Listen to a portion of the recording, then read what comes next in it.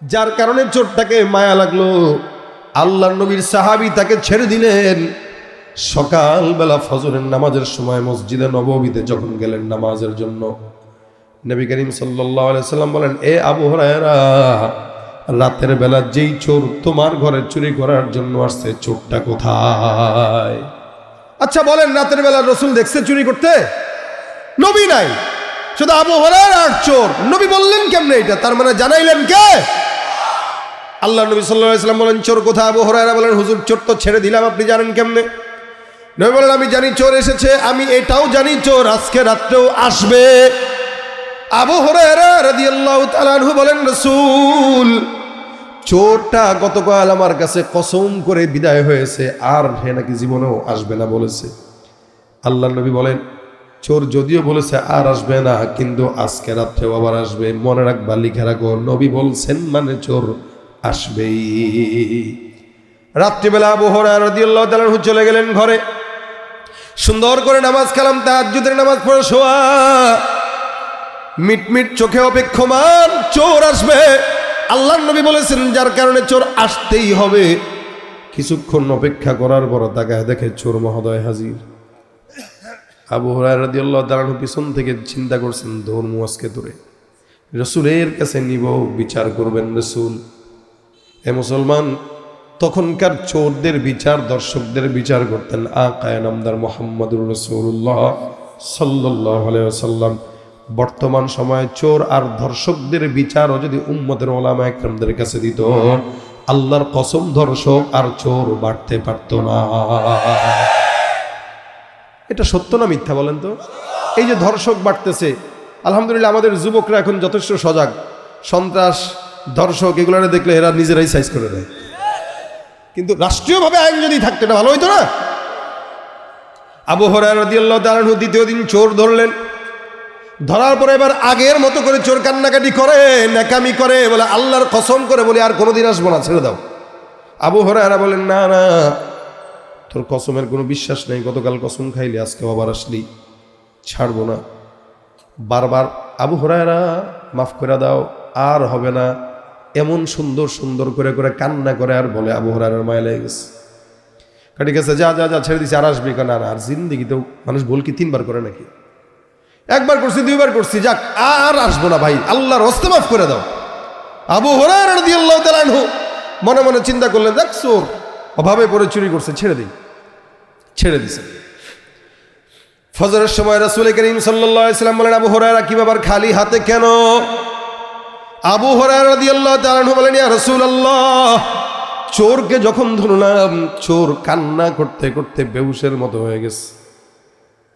মাফ চাইছে, তওবা করছে, নসিহত করছি, চোর ওয়াদা করছে আর জীবনেও কোনোদিন চুরি করবে না। আল্লাহর নবী মায়া লাগছে, যার কারণে তারা ছেড়ে দিচ্ছে।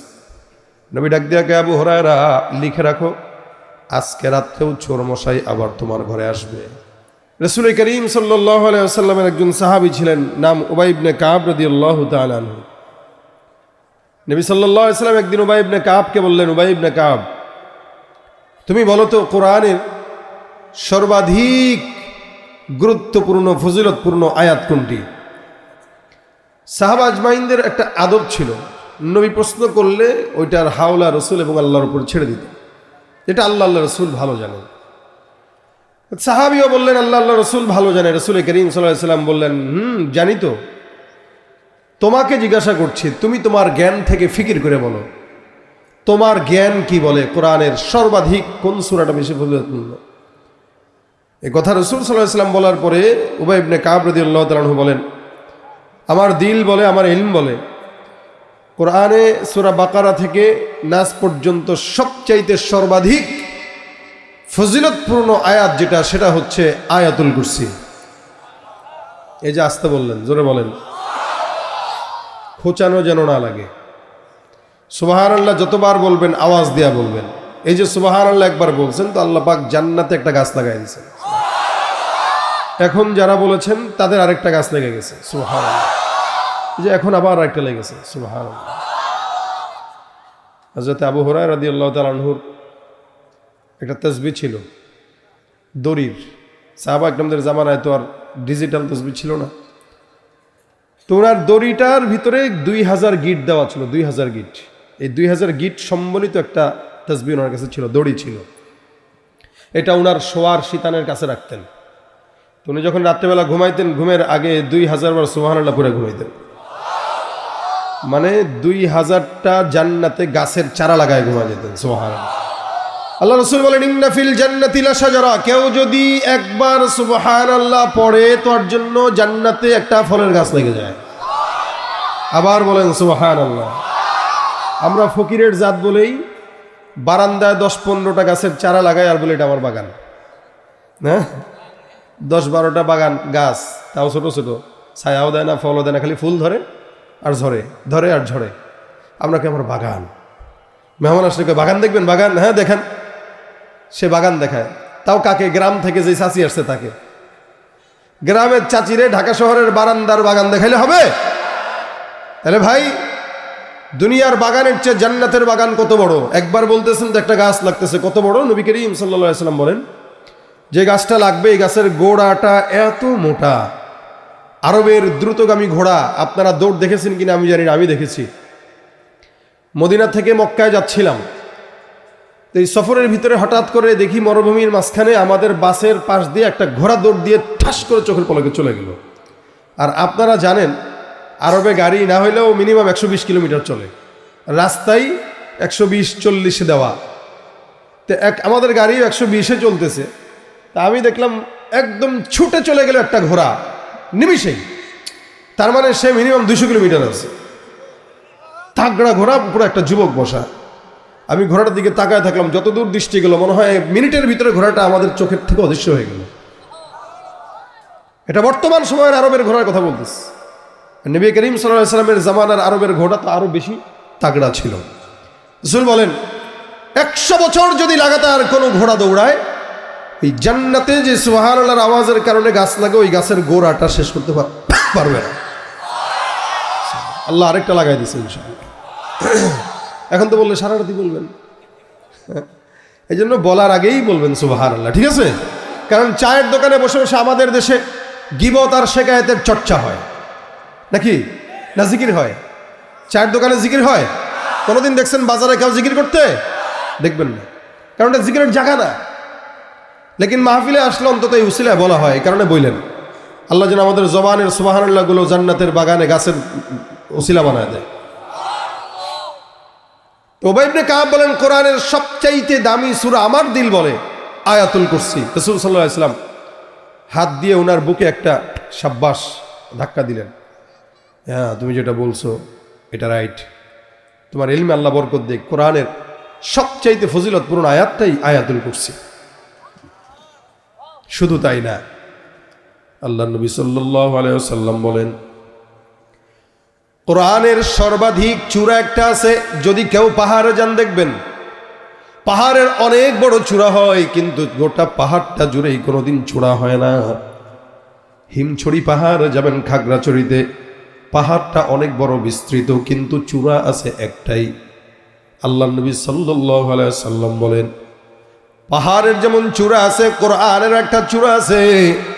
কোরআনের চূড়াটাই হলো সর্বোচ্চ চূড়াটা হলো সূরাতুল বাকারা, আর সূরা বাকারার সর্বোচ্চ চূড়াটাই হলো আয়াতুল কুরসি।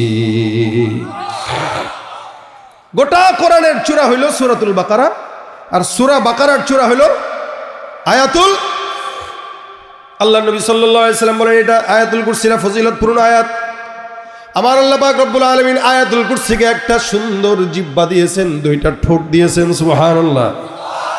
আপনার আমার যেমন ঠোঁট আর জিহ্বা আছে, আল্লাহ নবী বলেন আয়াতুল কুরসির একটা ঠোঁট, দুইটা ঠোঁট, এক জিহ্বা আছে। আয়াতুল কুরসিটা আল্লাহর আরশের নিচে বসে বসে আমার মাওলার জিকির আদায় করে। আল্লাহ পাক রব্বুল আলামিন এই আয়াতটা অনেক দামি আয়াত বানিয়েছেন। এ মুসলমান, এই আয়াতটাকে ইসমে আজম বলেছে। ইসমে আজম যেরকম কাজ করে, অনেক মুফাসসিরিন ইকরাম বলেন এই ইসমে আজম পরে অনেক বান্দারা আকাবিররাও এমন এমন অসাধ্য জিনিস যেটা আল্লাহ পাকের দয়ায় ইসমে আজম তেলাওয়াত করে সাধ্য করে ফেলেছে। এখানে আল্লাহ পাক রব্বুল আলামিন ওনার পরিচয় তুলে ধরলেন। আমার আল্লাহ পাক ডাক দিয়া বলেন, আল্লাহু লা ইলাহা ইল্লাহু, আল্লাহ যিনি এমন একজন রব, ওই রব যার সঙ্গে কোনো ইলাহ নাই, যাকে ছাড়া আর কোনো ইলাহ নাই, যার সঙ্গে অন্য কোনো শরীক কোনোদিন কেউ করতে পারবে না। এই আল্লাহ এমন একজন কুদরতওয়ালা রব। আয়াতুল কুরসির ভিতরে আমার আল্লাহ পাক রব্বুল আলামিন সম্পূর্ণ তার শান আর মান মর্যাদা বর্ণনা করেছেন। আয়াতুল কুরসির ফজিলত নিয়ে আপনার আমার পয়গম্বর মুহাম্মদুর রাসূলুল্লাহ সাল্লাল্লাহু আলাইহি ওয়াসাল্লাম বলেন, আমি আপনাদেরকে প্রশ্ন করি, বলেন তো জান্নাত যেতে চান তো ইনশাআল্লাহ? কারা কারা চাই? আল্লাহ আল্লাহ আজকের এই মজমায় সবাইকে একসাথে জান্নাতে রাখো। আমরা চাই যে জান্নাতের বাগানেও যেন আপনাদের সাথে আমাদের দেখা হয়। আল্লাহ পাক রব্বুল আলামিনের হাবিব বলেন, জান্নাতে যাওয়ার হাজারো রাস্তা আছে। এই হাজারো রাস্তার ভিতরে কিছু রাস্তা সহজ, কিছু একটু কঠিন। যেমন আপনাদের এই গাজীপুরে আসতে গেলে সারা বাংলাদেশ থেকে বহুত রাস্তা আছে।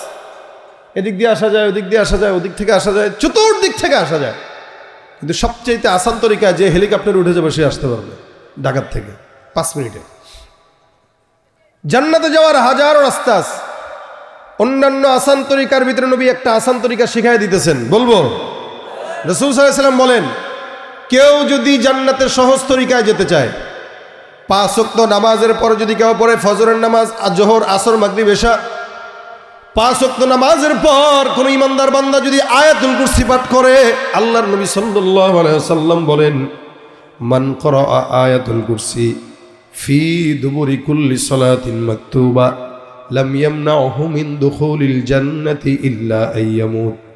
আপনার আমার নবী বলেন, ইমানদার বান্দা যদি 5 ওয়াক্ত নামাজের পর আয়াতুল কুরসি পড়ে, মৃত্যু ব্যতীত ওই বান্দাকে আল্লাহর জান্নাতে দিতে কেউ বাধা দিতে পারবে না। তার মানে এই যে জমিন, এই যে জান্নাত, মাঝখানে একটা পর্দা যেটার নাম মউত। পর্দা ছিঁড়বে আর সোজা সোজা জান্নাতে ঢুকে যাবে। 5 ওয়াক্ত নামাজের পরে এটা পড়লেই ফজিলত। রাসূল বলেন, সোজা বিনা হিসাবে জান্নাত। এত বড় একটা ফজিলতপূর্ণ আমল আপনার আমার পয়গম্বর শিখায়া দেয়, যার কারণে গোটা উম্মতরা কিয়ামত পর্যন্ত আমল করে। যদি আল্লাহর নবী সাল্লাল্লাহু আলাইহি ওয়াসাল্লামের কথা অনুযায়ী ওই বান্দাটা জান্নাতি হবে। এ মুসলমান, যদি নামাজ পড়ার অভ্যাস থাকে তাহলে 5 ওয়াক্ত নামাজের পরে আয়াতুল কুরসির দরকার আছে না নাই? আমাদের দেশে তো নামাজই খুঁজে পাওয়া মুশকিল। এখন শীতের সময় চলে আসতে ফজরের নামাজের মসজিদের দিকে তাকাইলে যদি দেখা যায়, মনে হয় এদেশে কোনো ইমানদার নাই, মুসলমান নাই। আর জুমার নামাজের দিকে তাকাইলে মনে হয় সব এদেশে মুসলমান ভরা। কারণ জুমার নামাজে 5 তলা মসজিদ পর্যন্ত ভরপুর হয়, আর ফজরের নামাজে মসজিদে ইমাম আর মুয়াজ্জিন ছাড়া কেউ খুঁজে পাওয়া যায় না। ঠিক কিনা? তুমি রমজান এলে রাখো না রোজা, দিনকে করো আঘাত, পয়সা কড়ির নেই তো অভাব, দাও না তো যাকাত। ইমানদারির বড়াই করো, নেই তোমার ইমান, তুমি ইমানদারির বড়াই করো, নেই তোমার ইমান, তুমি কেমন মুসলমান, কেমন মুসলমান। নামাজের সাথে নাই পরিচয়, মানো না কোরআন, নামাজের সাথে নাই পরিচয়, মানো না কোরআন, তুমি তুমি কেমন মুসলমান। আছে না নাই? নামাজ কি শুধু জুমার জন্য? আরে ভাই, এই জন্য রাসূল বলেন 5 ওয়াক্ত নামাজের অভ্যাস যদি কারো থাকে, আর যদি 5 ওয়াক্ত নামাজের পরে এটা পড়ে, তো ও জান্নাতি। রাসূলের কথা মিথ্যা না সত্য? শুধু তাই নয়, আয়াতুল কুরসির এত ফজিলত কেউ যদি পাঠ করে, আমার আল্লাহ পাক রব্বুল আলামিন যত প্রকার শয়তান আর জিন্নাতের ওয়াসওয়াসা আছে, আল্লাহ পাক রব্বুল আলামিন তার হেফাজত করবেন। কালো জাদু, জিন্নাতের সমস্যা, আরো নজর, বিশাল বড় বড় বিষয় আপনার আমার সঙ্গে জড়িত আছে না নাই? দেখবেন একটু ভালো কিছু করতে গেলেই নজর লাগে। আল্লাহ নবী বলেন, আন-নজরু হাক্কুন, মানুষের যে নজর আছে এই নজরটা সত্য। এই যে নজর থেকে বাঁচার জন্য, জিন্নাতের ওয়াসওয়াসা থেকে বাঁচার জন্য, শয়তানের ওয়াসওয়াসা থেকে বাঁচার জন্য আয়াতুল কুরসির চাইতে বড় কোনো আমল আর নাই। হযরত আবু হুরায়রা রাদিয়াল্লাহু তাআলা আনহু বর্ণনা করেন, এই আয়াতটা এত দামি আয়াত, আল্লাহ রাসূল সাল্লাল্লাহু আলাইহি ওয়াসাল্লাম আমার কাছে একবার সাদাকার কিছু মাল আমানত রাখতে দিল। আমি পয়গম্বর থেকে আমানত নিলাম, ঘরের ভিতরে রাখলাম। খেজুরের জিনিস, খেজুরের স্তূপ আমার ঘরের ভিতরে পয়গম্বর দিল, সদকার মাল। আমানত রাখতে দিলে এটার খেয়ানত করা ইমানদারের আলামত নাকি মুনাফিকের আলামত? আবু হুরায়রা রাদিয়াল্লাহু তাআলা আনহু বলেন, আমাকে আমানত দিলেন রাখার জন্য। আমানতের মাল যখন আমার ঘরে আসছে, আমি এখন একদম সতর্ক হয়ে গেলাম। আমাদের দেশে আমানতদার খুঁজে পাওয়াটা অনেক মুশকিল, যার কারণেই তো দেশের টাকা দেশে নাই, সব ওপারে চলে গেছে। আপনার আমার জনগণের টাকা মেরে মেরে তারা সিঙ্গাপুরের সেকেন্ড হোম বানায়, ঠিক কিনা? আর ভোটাভুটির আগে আসলে আমাদেরকে কয়, ভাই আমরা আপনাদের সাথে আছি। এই জন্য আমরা দোয়া করি আগামীতে যেন আল্লাহ পাক আমাদের দরদ যারা বুঝে এদেরকে ক্ষমতায় বসায় দেন, ইসলামের দরদ যারা বুঝে এদেরকে ক্ষমতায় বসায় দেন। আমানত অনেক বড় জিনিস। আবু হুরায়রা বলেন, আমার কাছে আমানত দিল। আমানত রাখার পর হঠাৎ করে একদিন ঘুমাইলাম, তাকায় দেখলাম একটা চোর হাজির। চোরকে আমি দেখলাম সুন্দর করে খেজুরের স্তূপ থেকে তার ব্যাগের ভিতরে কিছু খেজুর উঠতেছে। আমার নজর পড়ে গেল, সঙ্গে সঙ্গে তার ধরে ফেললাম। বেটা কি রে, চুরি করতে আসছস? বলা নাই, কওয়া নাই, খেজুর থেকে খেজুর কে তুই? সে ভয় পেয়ে গেছে, ভয় পেয়ে মাফ করে দেন ভাই, ভুল হয়ে গেছে। চোরের যে অভ্যাস, দেখলে সরি, না দেখলে চুরি, একটা কথা আছে না? দেখে ফেলছে তাই সরি। হ্যাঁ, তুমি কেন এখানে আসছো? ভাই আমার মা খায় না, বাবা খায় না, সন্তান খায় না, বিবি খায় না, না খাওয়া সবাই। আমি টেনশনের জ্বালায় ভাই আপনার ঘরে চলে আসছি। ঢুকে আমি দেখি নাই কার ঘর না কার ঘর, চুরি করা লাগবে তাই আসছি। তাহলে চলো তোমাকে রাসূলের কাছে নিয়ে যাব। আবু হুরায়রা রাদিয়াল্লাহু তাআলা আনহু যখন বললেন, চোরের মাথা গরম, আল্লাহর নবীর কাছে যদি নেওয়া হয় বিচার তো অবশ্যই হবে। আর চোরের বিচার কি, এটা তো ইসলাম বলে দিয়েছেন, ওয়াস-সারিকু ওয়াস-সারিকাতু ফাকতাউ আইদিয়াহুমা জাযাআন বিমা কাসাবা নাকালাম মিনাল্লাহ। একটা চোর যদি চুরি করে, ইসলামের বিধান হলো মেয়ে হোক পুরুষ হোক, মিনিমাম 10 দিরহাম সমপরিমাণ সম্পদ চুরি করবে, সঙ্গে সঙ্গে হাত কেটে দাও। চোরের বিধান হাত কাটা। এটা যদি বর্তমান সমাজে প্রচলিত থাকতো আমাদের দেশের আইনে, তাহলে যারা চুরি করেছে এরা কশ্চিনকালেও হাত নিয়ে পালাইতে পারতো না, হাতগুলা কাটাই থাকতো। অথবা আবার যদি কেউ চুরি করার চেষ্টা করত, এই বিধান তাদেরকে চুরির থেকে বাঁচায় রাখতো। একটা চোরের বিচার যদি হয়, দেখবেন 10 জন চোর সতর্ক হয়ে গেছে, কিন্তু বিধান তো নাই। আবু হুরায়রা রাদিয়াল্লাহু তাআলা আনহু বলেন, চোর চলো আমার পয়গম্বরের কাছে নিবে। বলে, না না, মাফ করে দাও, আমার সন্তান খাবার পায় না বলে সন্তানের চেহারার দিকে তাকায় তাকায় মায়া লাগে, যার কারণে চুরি করার জন্য আসছে।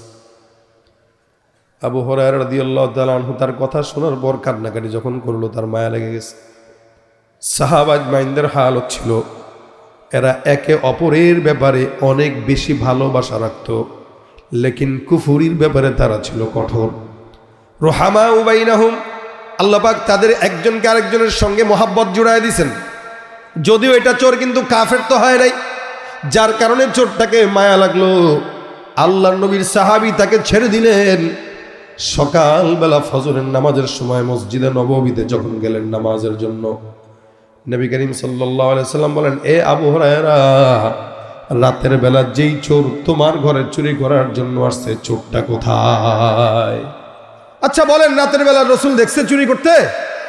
নবী নাই, শুধু আবু হুরায়রা আর চোর। নবী বললেন কেমনে এটা? তার মানে জানাইলেন কে? আল্লাহ নবী সাল্লাল্লাহু আলাইহি সাল্লাম বলেন, চোর কোথায়? আবু হুরায়রা বলেন, হুজুর চোর তো ছেড়ে দিলাম, আপনি জানেন কেমনে? নবী বলেন, আমি জানি চোর এসেছে, আমি এটাও জানি চোর আজকে রাত্রেও আসবে। আবু হুরায়রা রাদিয়াল্লাহু তাআলা আনহু বলেন, রাসূল, চোরটা গতকাল আমার কাছে কসম করে বিদায় হয়েছে, আর হে নাকি জীবনেও আসবে না বলেছে। আল্লাহ নবী বলেন, চোর যদিও বলেছে আর আসবে না, কিন্তু আজকে রাত্রেও আবার আসবে। মনে রাখবা, লিখে রাখো, নবী বলছেন মানে চোর আসবেই। রাত্রিবেলা আবু হুরায়রা রাদিয়াল্লাহু তাআলা আনহু চলে গেলেন ঘরে, সুন্দর করে নামাজ কালাম তাহাজ্জুদের নামাজ পড়ে শোয়া, মিটমিট চোখে অপেক্ষমান, চোর আসবে। আল্লাহর নবী বলেছেন, যার কারণে চোর আসতেই হবে।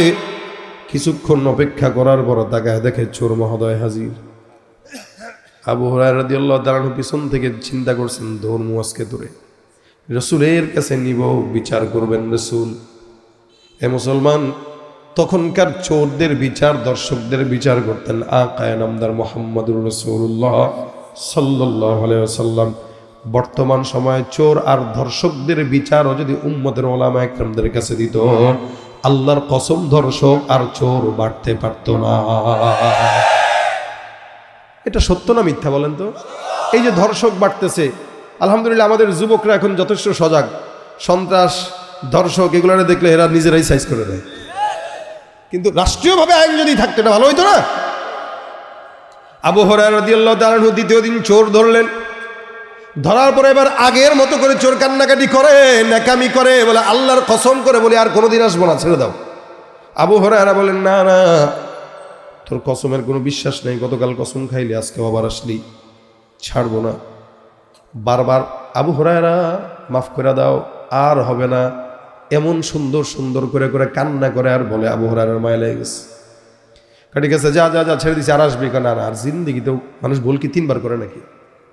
একবার করছি, দুইবার করছি, যাক আর আসবো না ভাই, আল্লাহর হস্তে মাফ করে দাও। আবু হুরায়রা রাদিয়াল্লাহু তাআলা আনহু মনে মনে চিন্তা করলেন, দেখ চোর অভাবে পড়ে চুরি করছে, ছেড়ে দিই, ছেড়ে দিছে। ফজরের সময় রাসূল করিম সাল্লাল্লাহু আলাইহি ওয়াসাল্লাম বলেন, আবু হুরায়রা কি ব্যাপার, খালি হাতে কেন?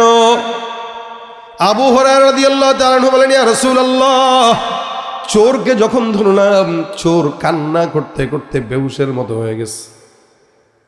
মাফ চাইছে, তওবা করছে, নসিহত করছি, চোর ওয়াদা করছে আর জীবনেও কোনোদিন চুরি করবে না। আল্লাহর নবী মায়া লাগছে, যার কারণে তারা ছেড়ে দিচ্ছে।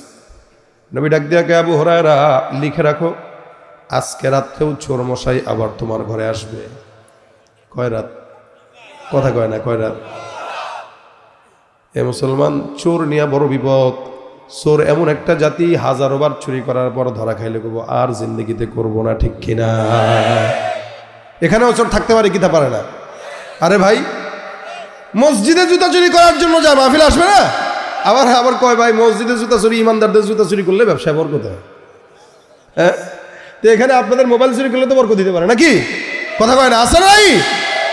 সাধের দুনিয়ায় মানুষ পাওয়া বড় দায়ে, মানুষ দেখতে চলো এবার জাদুঘরে যাই সবাই। রাস্তাঘাটে যায় না চলা এই মানুষের ভিড়ে, ওই ভিড়ের মাঝেও আবার কেহ অন্যের পকেট মারে। রাস্তাঘাটে যায় না চলা এই মানুষের ভিড়ে, ওই ভিড়ের মাঝেও আবার কেহ অন্যের পকেট মারে। তাকেও যদি মানুষ বলো, আমার বলার কিছুই নাই, মানুষ দেখতে চলো এবার জাদুঘরে যাই সবাই, ঠিক কিনা? পকেট পকেট সাবধান রাখেন। চোর কখন যে নিয়ে যাবে, রাতের ফেসবুকের আমল নষ্ট করে দেবে। চোরের অভ্যাস হইলে চোর হাজারো বার চুরি করার পরেও সে কি বলে, আর জিন্দগিতে করবো না। কষ্ট হচ্ছে আপনাদের? রাত তো অনেক বেশি, আপনারা সকালে আবার চাকরি টাকরি করবেন, আপনাদের হালত বুঝেই কথা বলবো ইনশাল্লাহ, আমারও তো কষ্ট হয়। তো এই জন্য আবু হুরায়রা রাদিয়াল্লাহু তাআলা আনহু মায়া লাগছেন, ছেড়ে দিয়েছেন। ছাড়ার পরে ফজরের সময় গেছেন, রসুল বলে কই? হুজুর মায়া লাগছে, ছেড়ে দিস। আজকেও আসবে। হুজুর বলেন কি? ও আজকে যদি আসে, ওর একদিন তো আমার একদিন, আজকে আসুক না, দড়ি দিয়া বাইন দেয়া পিড়ান, খালি আজকে আসে দেখুক। দেখেন তৃতীয় দিন আসবেন, নবী অর্ডার করে দিয়েছেন যে আসবে, তার মানে সে কি প্রস্তুতি নিতে পারে। রশি টসি কিনছে। চোর ধরার অভ্যাস আসেনি কারো?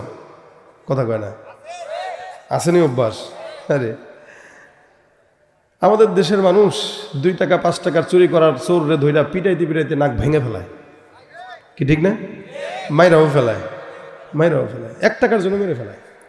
কিন্তু কোটি কোটি কোটি কোটি টাকা চুরি করে যারা ওপারায় গেছে, ওদেরকে দেখলে আসসালামু আলাইকুম স্যার, কথা কয় না, আছে না? বড় চোররে সালাম দেয়, ছোট চোররে আরে গাদার ঘরের গাদা, বড় চোররেই না আগে মারবি। কেউ বড় চোররেই না আগে মারা দরকার। যদি একটা বড় চোররে পিড়ায় মারতো, তাহলে ছোট চোরগুলো সাবধান হয়ে যেত। চোর তো চোরই, এই চোরগুলাই তো আমার দেশের সম্পদগুলো লুটে পুটে খেয়ে এখন আমার দেশকে ফকুর বানায় দিচ্ছে। আপনার আমার টাকা চুরি করেছে। এজন্য চোরের বিধান যদি থাকতো এই দেশে, তাহলে চুরি আর বাড়তো না, কমতো। চোরকে ধরবে আবু হুরায়রা। কথাটা যে বলে ফেললাম, কষ্ট পেয়েছেন নাকি আপনারা? আমি জানি এখানে কষ্ট পাওয়ার লোক নেই, কারণ এখানে কোনো চোর নেই। আল্লাহ আমাদেরকে চোর মুক্ত হায়াত দান করুন, চুরি মুক্ত হায়াত দান করুন। তৃতীয় দিন যখন আবু হুরায়রা রাদিয়াল্লাহু তাআলা লাঠি মাঠি নিয়ে রশি নিয়ে একদম তৈয়ার, চোর ধরবেই আজকে, খবর আছে। রাত্রিবেলা তাহাজ্জুদের নামাজ কালাম পড়ে সুন্দর করে শোয়া বিছানায়, এমন সময় অপেক্ষায় আছে চোরটা আসলেই না জানটা ঝাপটা দিয়া ধরবে আর কি। তো চোর ঢুকে গেছে, আবু হুরায়রা রাদিয়াল্লাহু তাআলা ধরে ফেলছেন, দইরা রশি দিয়ে এই বস এখানে, আজকে যে বসায় রাখলাম ফজর পর্যন্ত একটা জবান খুলবি না, কথা বলবি না, নড়বি চড়বি না, মার দেবো, মানে ভাবটা এরকম আর কি, বুঝলেন না? সুন্দর করে বসায় রাখছে সাইড দিয়ে। এবার চোরে চিন্তা করলো, গত 2 দিন সন্তানের কথা, মায়ের কথা, বাপের কথা বইলা ছাড়া পাইছি, আজকে যদি একই কথা বলি, কি চিরা ভিজবে? সবসময় তার পানি দিয়ে চিরা মানুষ ভিজাইতে পারে না। পানি যদি কম হয়ে যায়, অথবা পানি এটা ময়লা হয়ে গেছে, ওটাতে কেমনে ভিজায়? একই কথা 2 দিন বইলা ছাড় পাইছে, আজকে কেমনে এই কথা বলে? এখন ফোন দিয়ে আটতেছে, আজকে নতুন কিছু ডেলিভারি দেওয়া লাগবে, নতুন ডেলিভারিতে যদি একটু ছাড় পাওয়া যায়। এখন চিন্তা করতেছে, করতে করতে করতে করতে হঠাৎ করে ডাক দেয় আবু হুরায়রা। আবু হুরায়রা রাদিয়াল্লাহু তাআলা বলেন, কি সমস্যা, কি চুপ থাকবে না?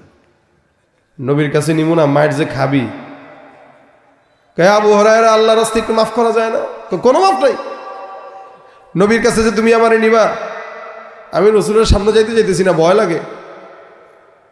আল্লাহর নবী সাহাবী ডাক দিয়া কয়, খবরদার, জবান বন্ধ, কোনো কথা বলবো না, আজকে তোমার ছাড়াছাড়ি নাই। কিছুক্ষণ পর আবু হুরায়রাকে চোর ডাক দিয়া বলে, হে আবু হুরায়রা, আমি তোমাকে একটা দামি জিনিস শিখাইতে চাই, তুমি শিখবা কিনা? কে বলতেছেন? আবু হুরায়রা বলেন, এই তুমি কি দামি জিনিস শিখাবা আমারে? চোর বলতেছেন, আমি তোমারে কোরআনের একটা আয়াত শিখাবো। সুবহানাল্লাহ, আসতে কইলেন। কারে শিখাবে? হযরত আবু হুরায়রা রাদিয়াল্লাহু তাআলা আনহুকে শিখাবে। কত বড় গাধা চোর! আবু হুরায়রাকে শিখাবে বলতেছে। আর আবু হুরায়রাকে সবচাইতে বেশি বর্ণনাকারী সাহাবী হাদিস। শুধু তাই না, নবী করিম সাল্লাল্লাহু আলাইহি ওয়াসাল্লামের ইন্তেকালের পরে মদিনার শাসকও কিছুদিন ছিলেন, এবং এই আবু হুরায়রা রাদিয়াল্লাহু তাআলা আনহু এমন একজন সাহাবী, যেই সাহাবী না হইলে আমরা হাদিস এত পাইতাম না এই পর্যন্ত হয়তো। সে আবু হুরায়রা রাদিয়াল্লাহু তাআলা আনহু খুব বেশি ইলমের প্রতি যৌক আর শৌক ছিল। চোর বুঝছে যে তার দুর্বল জায়গা কোনটা, ওই জায়গায় একটা ঢিল দিতে হবে। এজন্য আবু হুরায়রা, তোমার আমি কোরআনের একটা আয়াতের আমল শিখাইতে চাই, তুমি কি শিখবা? আবু হুরায়রা রাদিয়াল্লাহু তাআলা বলেন, তুমি আমাদের কোরআনের আয়াতের আমল শিখাইবা? কয়, হ্যাঁ আমি শিখাবো, তো কি হয়েছে? মানে ভাবটা এরকম, আমি চোর হইলে কি ইমান আছে না? পাত্তাই দিল না মনে হয় আমার, না কোনো পাত্তাই দিতেছেন না। আমি চোর হইলেও আমার ইমান টিমান ঠিক আছে, আমি আমল টামল জানি। আবু হুরায়রা রাদিয়াল্লাহু তাআলা বলেন, তাহলে শিখাও, বলো। বসে না থেকে কিছু একটা শিখি। কয় না, শর্ত আছে তো। বলে, আবার কি শর্ত? কামারে ছেড়ে দিবেন কোন? সুবহানাল্লাহ। কি করবে? ছেড়ে দিবে। আপনি আমার ছাড়লে আমি আপনারা শিখাবো। আবু হুরায়রা কয়, এই যে কাম হয়েছে, এখন ছাড়া লাগবে কেন? কয় না, ছাড়লে শিখাবো, না ছাড়লে শিখাবো না। আবু হুরায়রা রাদিয়াল্লাহু তাআলা চিন্তা করলেন, এই চোররে ধরে রাখার চাইতে একটা আমল শেখা ভালো। চোর দিয়ে হবে কি? আমাদের দেশের প্রশাসন অথবা অন্য কেউ হইলে কইতো, আমার 10,000 টাকা দরকার, আমল দেওয়া হবে কি? কি ঠিক না? ঘুষ দরকার, ঘুষ। কথা কয় না? ওইটা ছাড়া কি চলে? ওরা হলো দেশের লাগি মহামারীর মতন, ফাইলে কলম ঠেকাইয়া চালায় শুধু নির্যাতন। ঘুষের টাকায় ওদের ভুড়ি, ঘুষের টাকায় ওদের ভুড়ি, পরে যে টান টান। ওরা শিক্ষিত শয়তান, ওরা শিক্ষিত শয়তান, ওরা আছে না নাই? ঘুষ সুদ না খেলে পেটের ভাত হজম হয় না। আবু হুরায়রা রাদিয়াল্লাহু তাআলা বলেন, ঠিক আছে বাবা, তোর আমি ছাড়বো, তোর মতো চোর রে ধরে আমার কোনো ফায়দা নেই, তুই আমার আমল শিখা।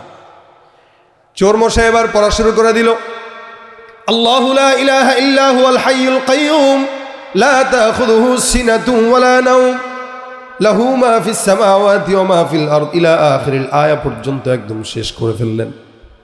চোর এটা আয়াতুল কুরসি তেলাওয়াত করার পর আবু হুরায়রাকে বলে, শোনো, কোনো ইমানদার বান্দা যদি সকালবেলা আয়াতুল কুরসি পড়ে, আল্লাহ পাক সারা দিনের জিম্মাদারি নিজে কুদরতের হাতে নিয়ে নিবেন। আবার যদি রাত্রেবেলা সন্ধ্যার দিকে পড়ে, সারা রাতের জিম্মাদারি আমার মাওলা ওই বান্দার জন্য নিবেন।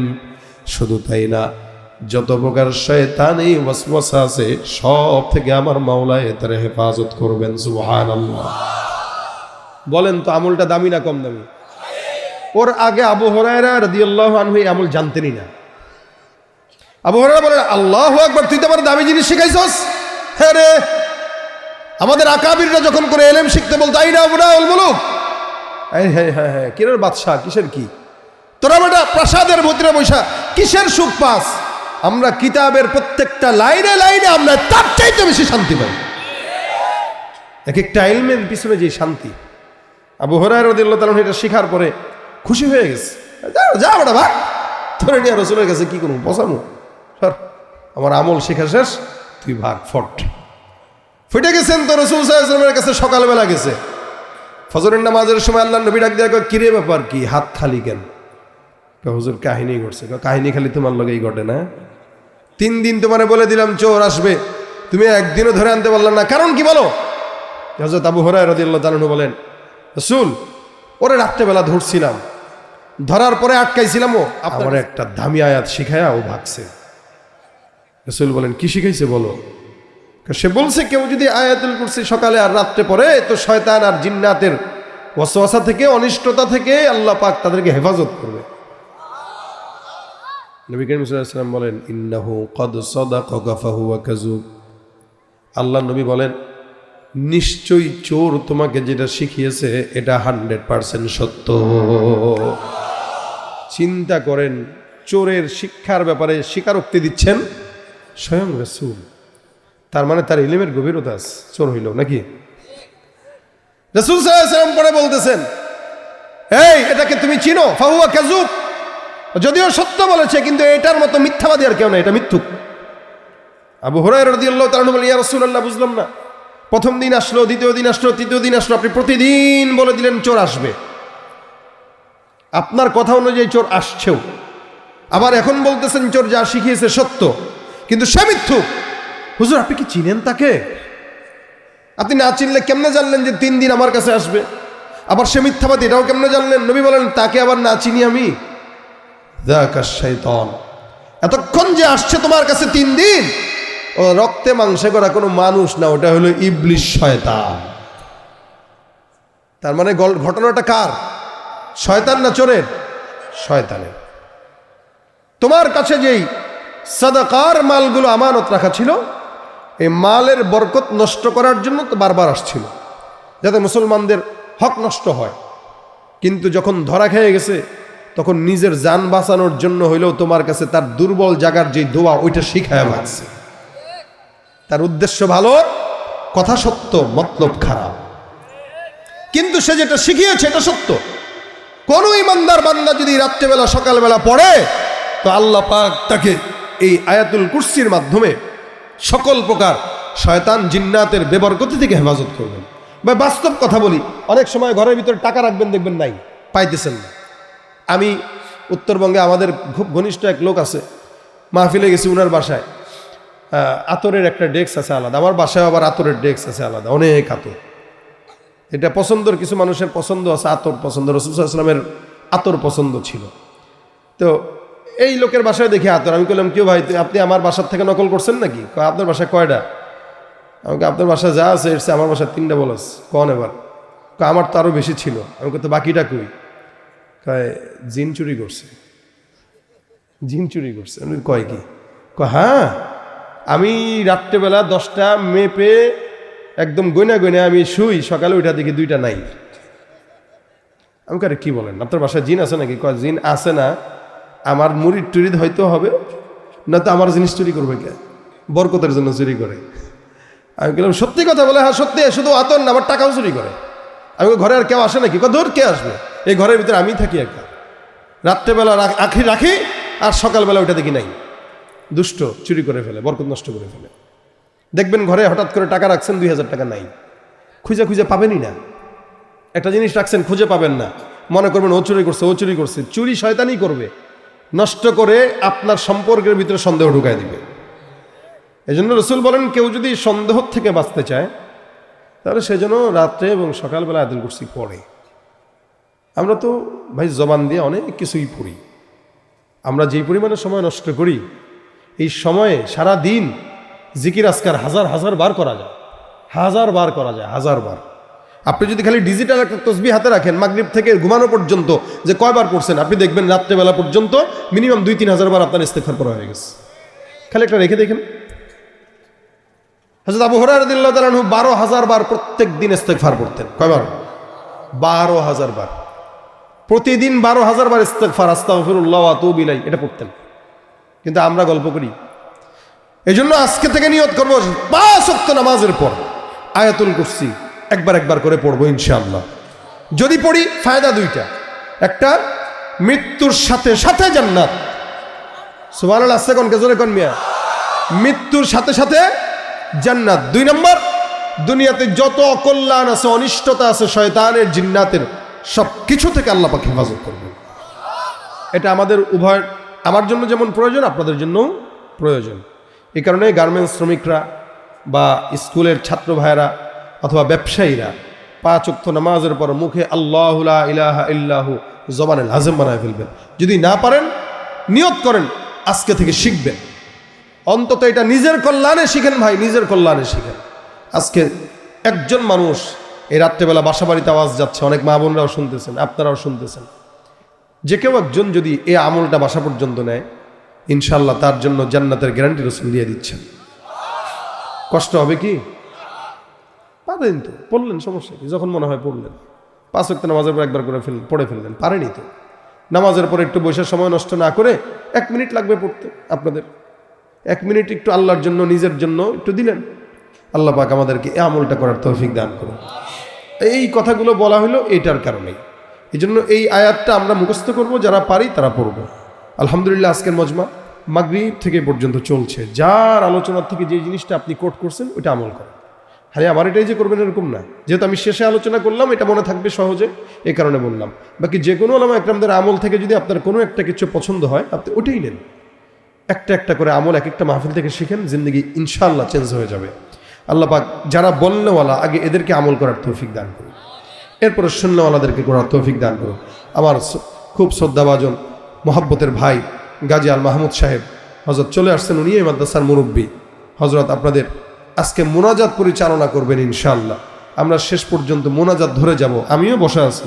হুজুর মোনাজাত করবেন, একসাথে মোনাজাত করে ইনশাআল্লাহ আমরা সবাই আজকের প্রোগ্রাম থেকে বিদায় হব। আল্লাহ পাক আমাদের আজকের মজমাকে কবুল করুক, বলেন আমিন।